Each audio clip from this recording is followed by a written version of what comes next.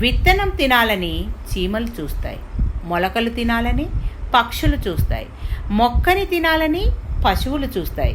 అన్నీ తప్పించుకుని ఆ విత్తనం వృక్షమైనప్పుడు చీమలు, పక్షులు, పశువులు ఆ చెట్టు కిందకే నీడ కోసం వస్తాయి.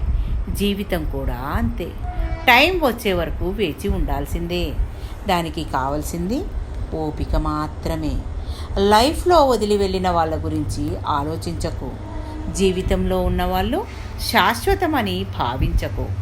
ఎవరో వచ్చి నీ బాధను అర్థం చేసుకుంటారని ఊహించకు. నీకు నీవే ధైర్యం కావాలి. నీకు నువ్వే తోడుగా నిలబడాలి.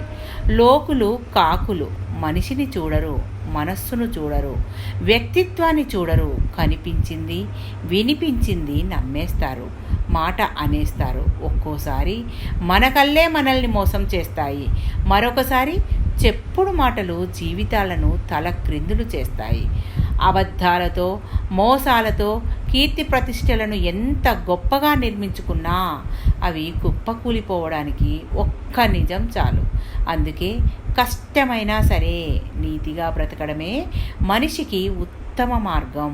ఒక చిన్న మొక్క నాటి ప్రతిరోజు వచ్చి కాయ కాసిందా అని చూడకూడదు. ఎందుకంటే అది పెరగాలి, మొక్క వృక్షం కావాలి, పుష్పించాలి, పిందెలు రావాలి, అవి కాయలై పండితే తినగలం. అలాగే నేను ఇది కావాలి అనే కోరిక కూడా మొలకై వృక్షమై ఫలవంతం అవుతుందని తెలిసి మసులుకోండి సన్నిహితులారా. జీవితంలో కష్టం, కన్నీళ్ళు, సంతోషం, బాధ ఏవి శాశ్వతంగా ఉండవు. కాలం ఎప్పుడూ ఒకేలా ఉండిపోదు. ఆనందం, ఆవేదన కూడా అంతే. నవ్వులు, కన్నీళ్ళు కలగలిసినదే జీవితం. కష్టము శాశ్వతం కాదు, సంతోషము శాశ్వతం కాదు. ఓడిపోతే గెలవడం నేర్చుకోవాలి. మోసపోతే జాగ్రత్తగా ఉండడం నేర్చుకోవాలి. చెడిపోతే ఎలా బాగుపడాలో నేర్చుకోవాలి. గెలుపును ఎలా పట్టుకోవాలో తెలిసిన వాడి కంటే ఓటమిని ఎలా తట్టుకోవాలో తెలిసిన వాడే గొప్పవారు. నేస్తమా, దెబ్బలు తిన్న రాయి విగ్రహంగా మారుతుంది, కానీ దెబ్బలు కొట్టిన సుత్తి మాత్రం ఎప్పటికీ సుత్తిలాగానే ఉంటుంది.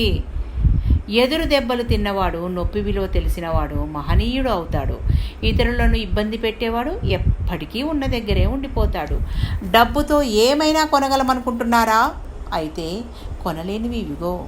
మంచం, పరుపు కొనవచ్చు, కానీ నిద్ర కాదు.